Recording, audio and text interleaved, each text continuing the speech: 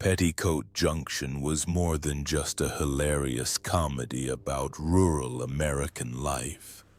It was once a temporary home for souls yearning for love and recognition. But when the spotlight faded, many of the actors fell into tragedy, died too early, sank into addiction, or were forgotten by the very audiences who loved them. Let's explore the heartbreaking stories behind the scenes. You will be surprised. Let's explore.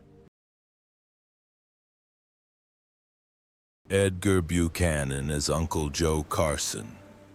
Edgar Buchanan, whose full name was William Edgar Buchanan II, was born on March 20th, 1903, in Humansville, Missouri, and became one of the most familiar faces on American television in the 1960s.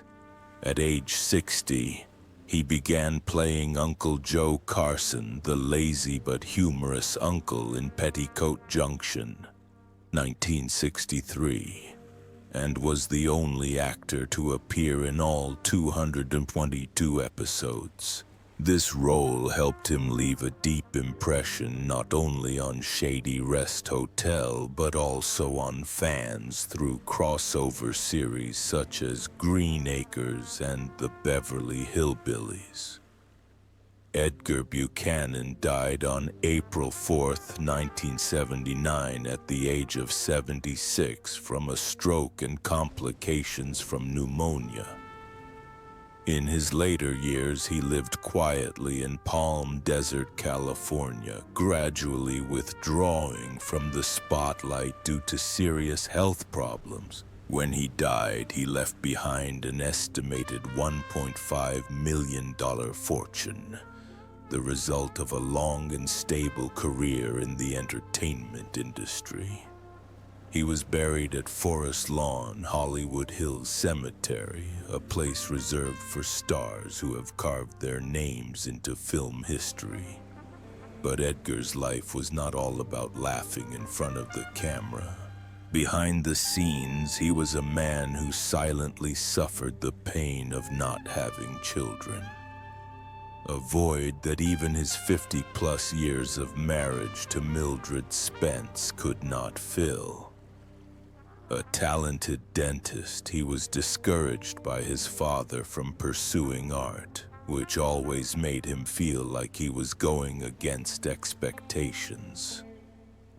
After becoming famous for his comedic roles, he often expressed a desire to take on more dramatic roles, but Hollywood stereotyped him as a bearded doctor or a grumpy uncle. Later in life, arthritis and heart disease gradually robbed him of his mobility, and he was confined to a wheelchair, a stark contrast to the cheerful, lazy, yet independent Uncle Joe. That was the greatest irony of his life. A man who brought laughter to the world quietly endured pain that no one knew about. Bea Benaderet as Kate Bradley. Bea Benaderet was born on April 4th, 1906, in New York, but grew up in San Francisco. In 1963, at the age of 57, Bea played Kate Bradley, the owner of the Shady Rest Hotel in the hit series Petticoat Junction. This role became an iconic one for her, portraying her as a strong, witty, and kind woman. Sadly, Bea Benadet's career ended too soon. She died on October 13, 1968, at the age of 62, from complications of lung cancer and pneumonia. Although radiation therapy at Stanford was initially successful, the disease returned with a vengeance, leaving her too exhausted to continue filming the 6th season of Petticoat Junction. Her husband, sound engineer Eugene Twombly, was devastated by the loss and died just 4 days later of a heart attack. The two were buried side by side at Valhalla Memorial Park in North Hollywood. B's net worth at the time of her death was estimated at $1 million, the result of more than 3 decades of work in radio, television, and animation. The most painful thing in B's life was not only her terminal illness, but also her repeated rejection from Hollywood. Despite being one of Warner Brothers' top voice actors in the 1940s and 1950s, and appearing in popular comedies such as The George Burns and Gracie Allen Show and The Beverly Hillbillies, she was never actually cast in a major role until Petticoat Junction. In particular, the role of Granny in The Beverly Hillbillies, which was originally written for her, was cut at the last minute, leaving B with a deep emotional wound. "People remember my voice, but no one remembers my face," she once said in an interview. Yet, with extraordinary determination, B continued to work until her final days.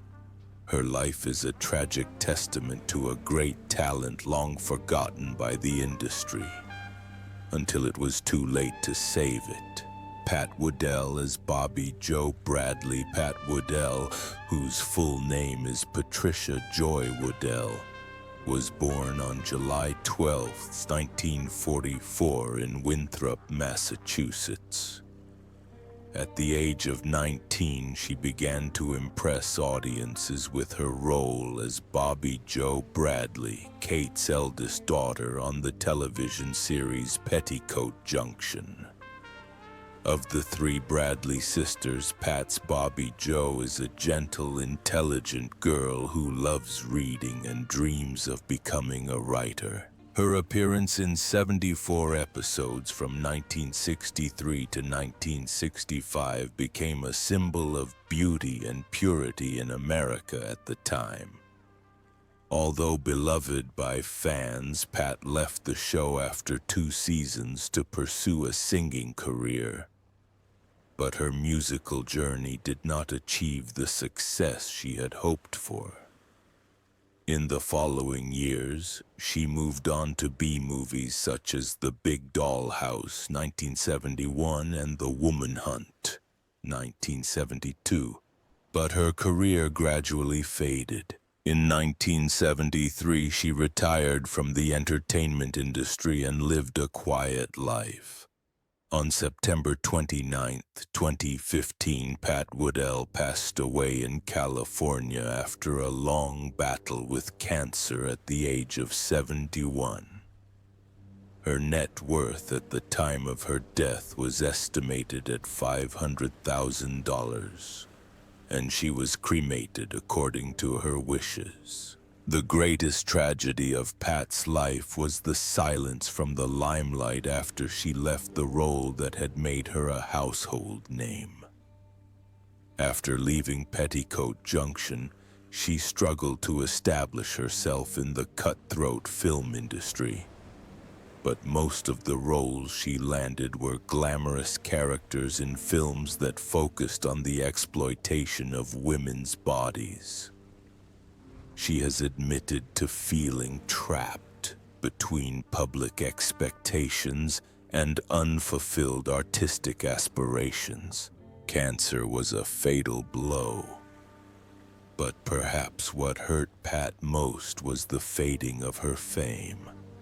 Even though she was once the American girl to millions of viewers. Meredith McRae as Billie Joe Bradley. Meredith McRae was born on May 30th, 1944 in Houston, Texas, into a star-studded family. Her parents were legendary entertainers Gordon and Sheila McRae. At 22, she joined the hit series Petticoat Junction as Billie Joe Bradley. The eldest sister portrayed as intelligent, independent, and ambitious in her pursuit of a musical career. Unlike previous versions of Billie Joe, Meredith brought the image of a modern, ambitious woman, making the role a quiet, feminist icon on American television in the late 1960s. However, Meredith's life was not a fairy tale. She died on July 14, 2000, just weeks after her 56th birthday, from complications of terminal brain cancer. The disease was discovered too late after a series of misdiagnoses by doctors. Despite several life-threatening surgeries and experimental treatments, she did not survive. Her remains were cremated and her ashes scattered in the Pacific Ocean as per her wishes. At the time of her death, Meredith left behind an estimated net worth of $2 million, amassed from a nearly 4-decade television career and family legacy. What makes Meredith's story particularly heartbreaking is the sense that she never truly escaped the shadows of others.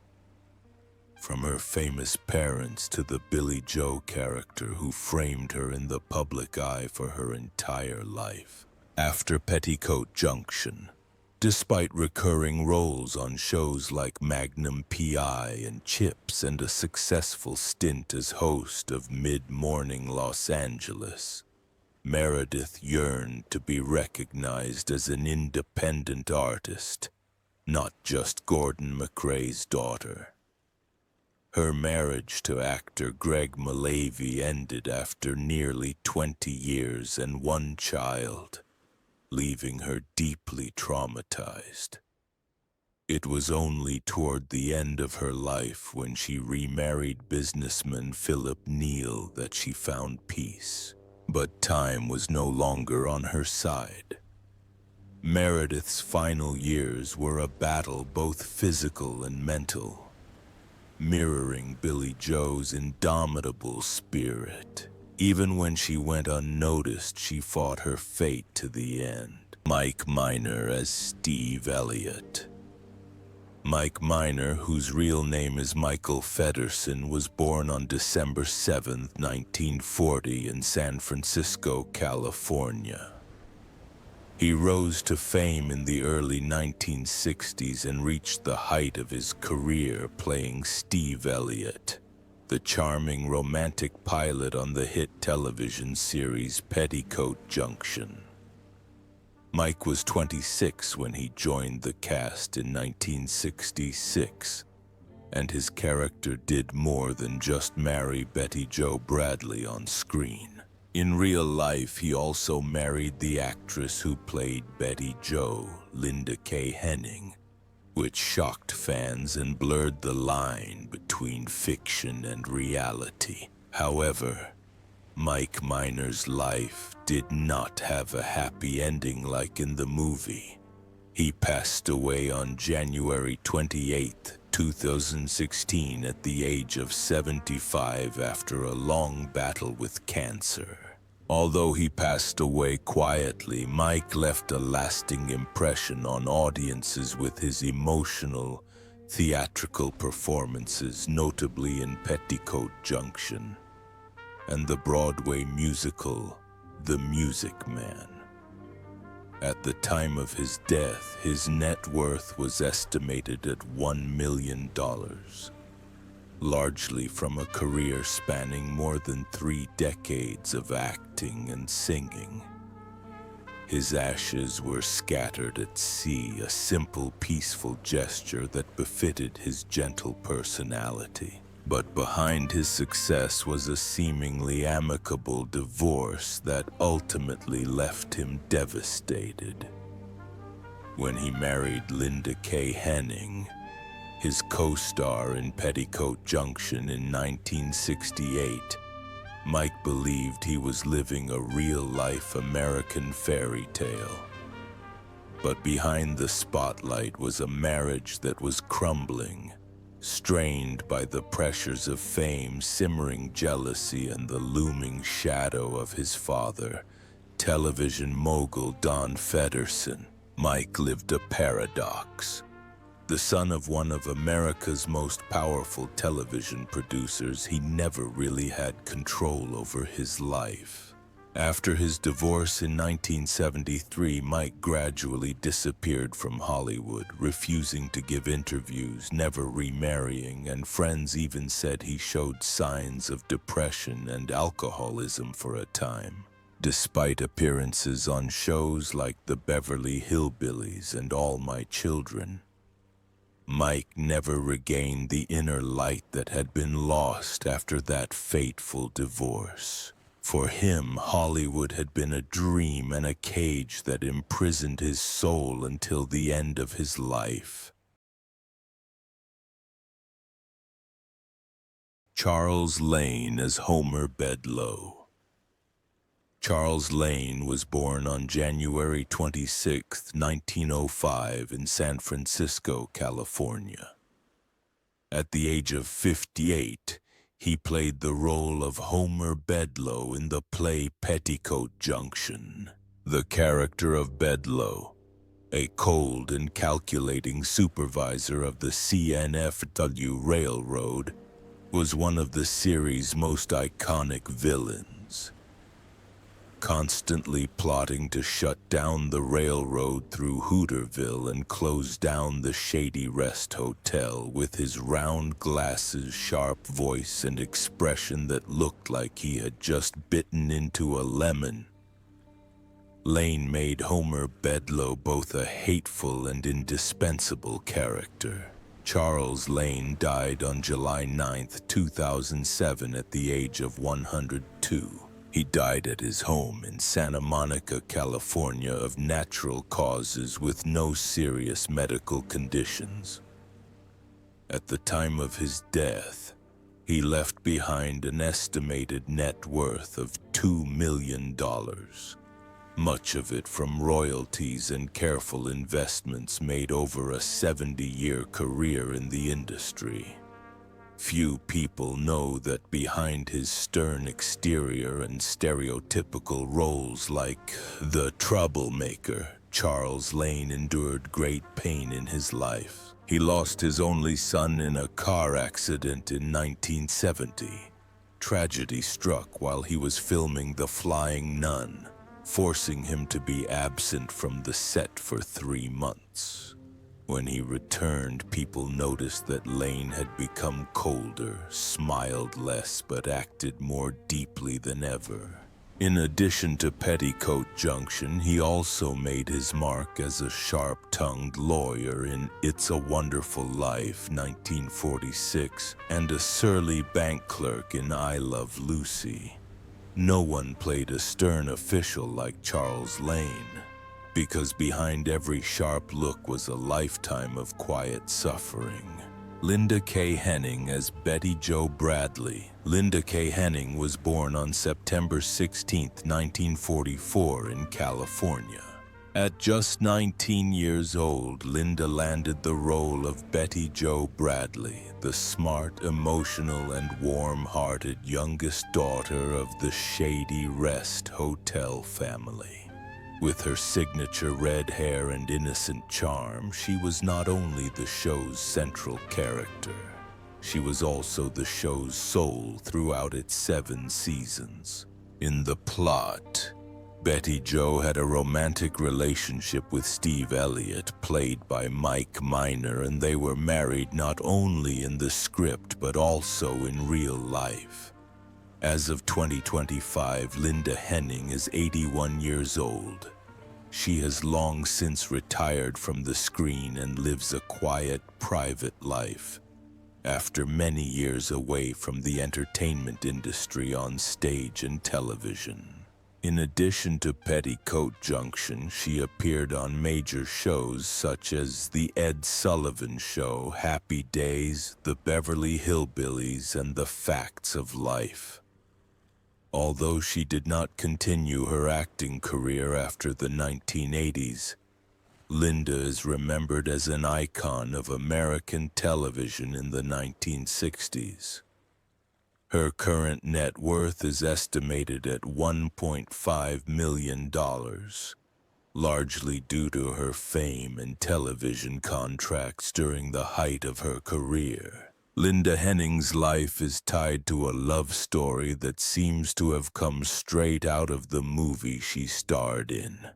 In 1968, while the on-screen romance between Betty Jo and Steve captivated millions of viewers, Linda married Mike Minor, her co-star and on-screen husband. But the seemingly fairy tale story quickly ended. The marriage only lasted until 1973 and ended in silence. Without scandal or controversy, only the distance between them grew wider.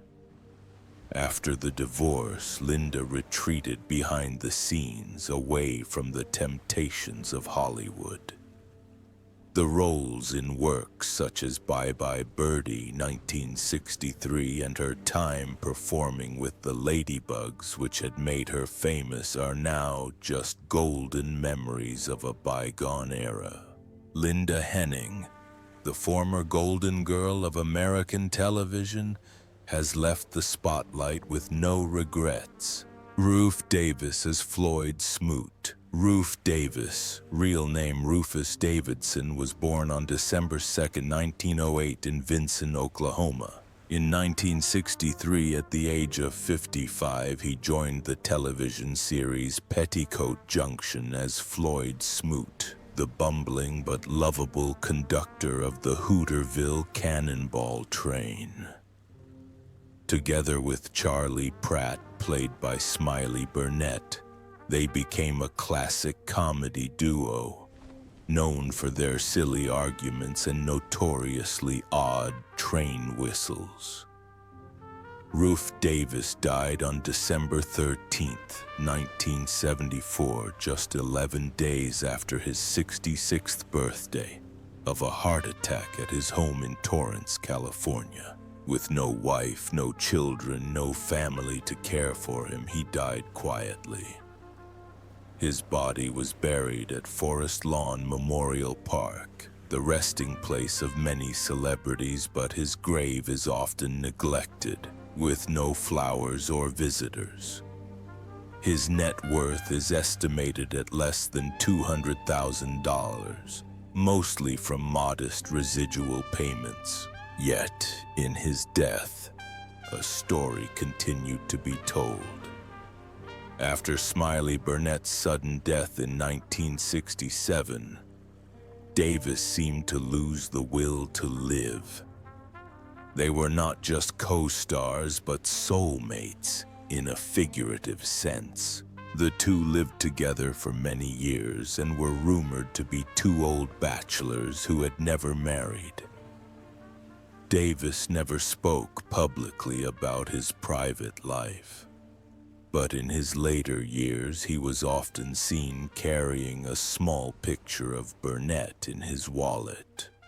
After the death of his only close friend, Davis largely withdrew from the entertainment industry, refusing to participate in any memorial shows.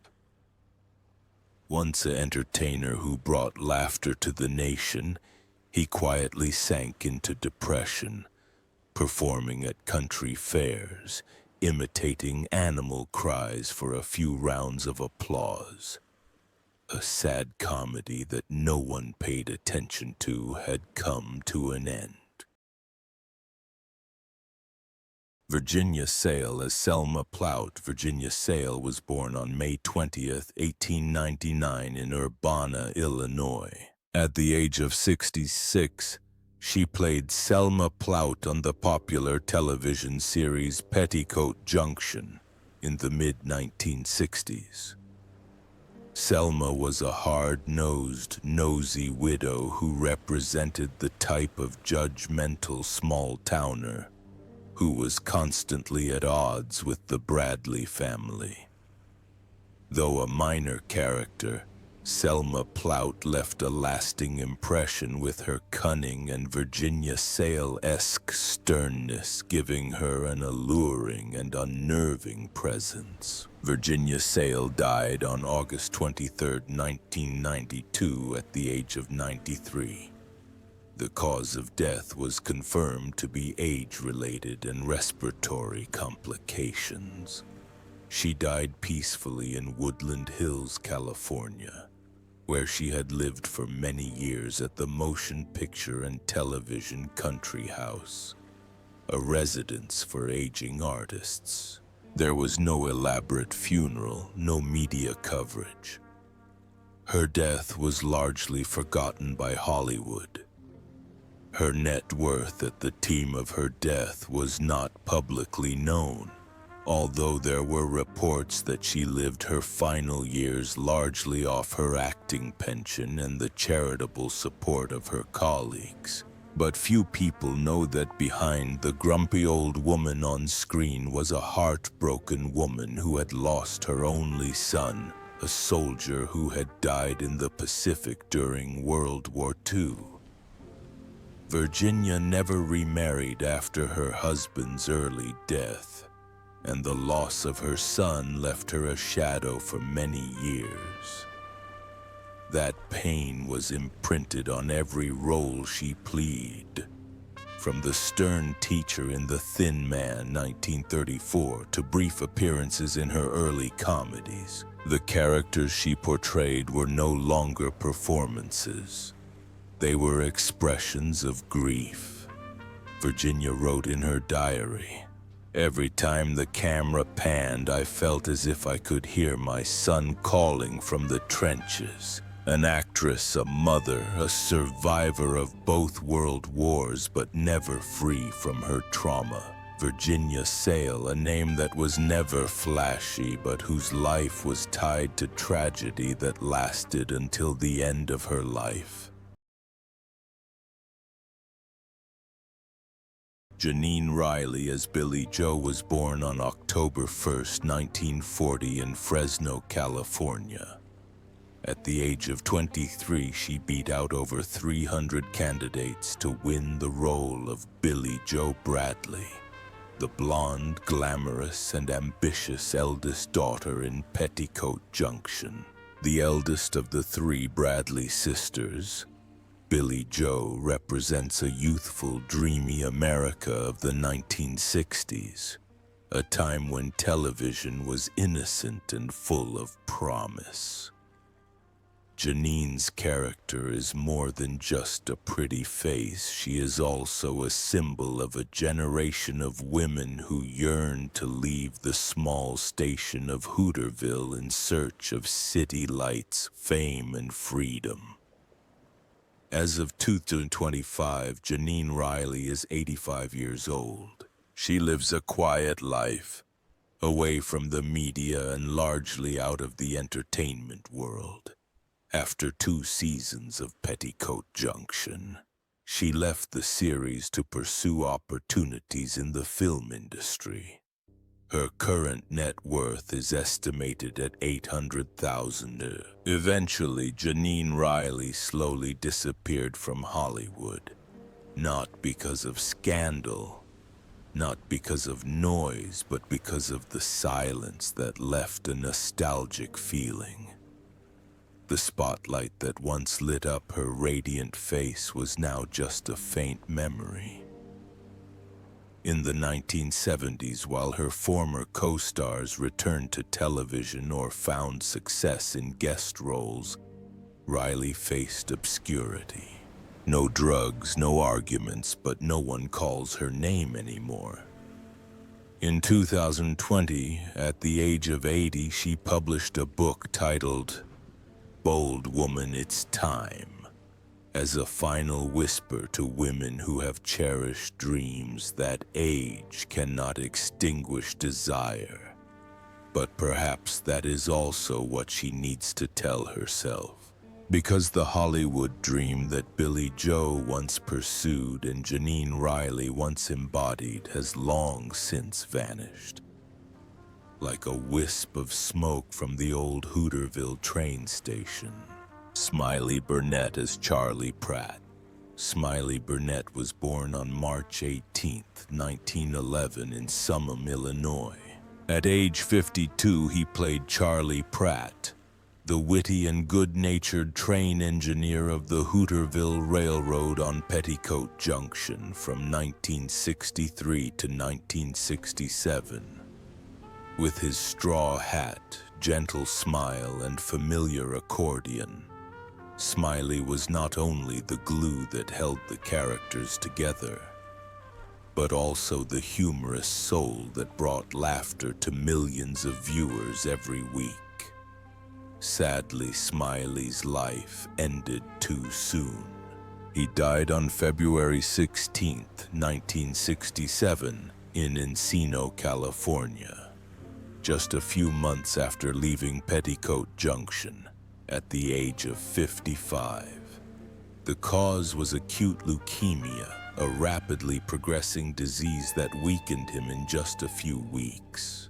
His sudden passing was a huge shock to fans and colleagues, as Smiley was known for bringing joy wherever he went. He was buried at Forest Lawn Memorial Park in the Hollywood Hills, a prestigious cemetery dedicated to American film legends. When he died, Smiley left behind an estimated net worth of $250,000, much of it from a decades-long career in more than 150 westerns, along with his final television roles. The most shocking aspect of Smiley's life was the sheer injustice. Despite frequently co-starring with cowboy superstars like Gene Autry and Roy Rogers, and writing more than 400 songs, many of which were adapted into films, he remained largely obscure.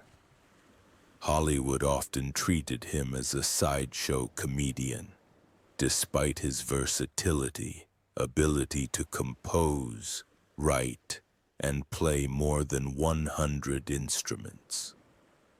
In his later years, Smiley struggled with health and financial problems, as studios often passed over the rights to his music. A friend once said, "Smiley was the soul of the West, but they never paid him what he deserved." And perhaps that lack of recognition was the deep, silent wound that the man who always smiled carried with him until the end of his life. Laurie Saunders as Bobby Joe Bradley. Laurie Saunders was born on October 4, 1941 in Kansas City, Missouri.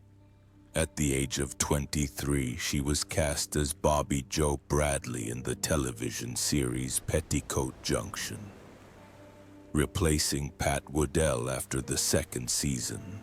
Laurie's version of Bobby Joe was no longer the innocent, bookish girl, but a charming, witty, and humorous talking Rose who captivated audiences in every scene. From 1965 to 1970, Laurie Saunders appeared in 147 episodes, becoming a familiar face in millions of American families. With her flowing black hair and radiant smile, she was not only the beauty icon of Hooterville, but also the ideal female role model for an entire generation. As of 2025, Laurie Saunders is 83 years old. She gave up acting in the early 1980s and turned to photography and art. She lives a relatively private life, avoiding public events and cutting off all ties with Hollywood. Her current net worth is estimated at $1 million, modest compared to the spotlight she once enjoyed. But behind Bobby Joe's smile lies a long trail of crushed aspirations, the silent wounds of what Laurie Saunders once described as loneliness in the spotlight. After Petticoat Junction, she struggled to escape the enormous shadow of her iconic role. Later appearances, if any, were fleeting, as lovers, gentle mothers, or forgettable secretaries. Hollywood, with its usual ruthlessness, leaves no room for a familiar face that has been seared into the audience's memory. In the 1970s, Laurie Saunders was diagnosed with mild depression but refused treatment for fear of being labeled insane, as she shared in a rare 1992 interview. She shunned the public eye, gradually fading from the screen, and turned down every offer to return as Bobby Joe. Many in the industry speculated that she felt betrayed, that her work was only being acknowledged by one name, Sweet Farm Girl. It was a bitter rejection, but also the mark of an artist who had lived long enough to know that glamour can sometimes be a cage. Frank Cady as Sam Drucker. Frank Cady was born on September 8, 1915 in Susanville, California. He officially took on the role of Sam Drucker when he was 48. In Petticoat Junction, he played Sam Drucker, a grocery store owner and the oldest man in Hooterville, always keeping up with the latest news, delivering mail, selling goods, and offering up the unnecessary opinions that everyone listened to. What made the character unique was that he appeared not only in Petticoat Junction but also in Green Acres and Beverly Hillbillies, creating a distinct rural universe on American television in the 1960s. Frank Cady died on June 8, 2012, at the age of 96, just 3 months shy of his 97th birthday. He died peacefully in his sleep at his home in Wilsonville, Oregon, after years of living in seclusion. The cause of death was not officially released, but it was believed to be due to old age. He retired in 1990 and lived a simple life with his wife Shirley, whom he married in 1940. Sadly, Shirley died in 2008 after nearly 7 decades together. Her death caused Frank to withdraw completely, refusing all invitations to meetings or interviews. At the time of his death, he left behind an estimated net worth of $1 million, largely from long-term television rights and modest real estate investments in Oregon.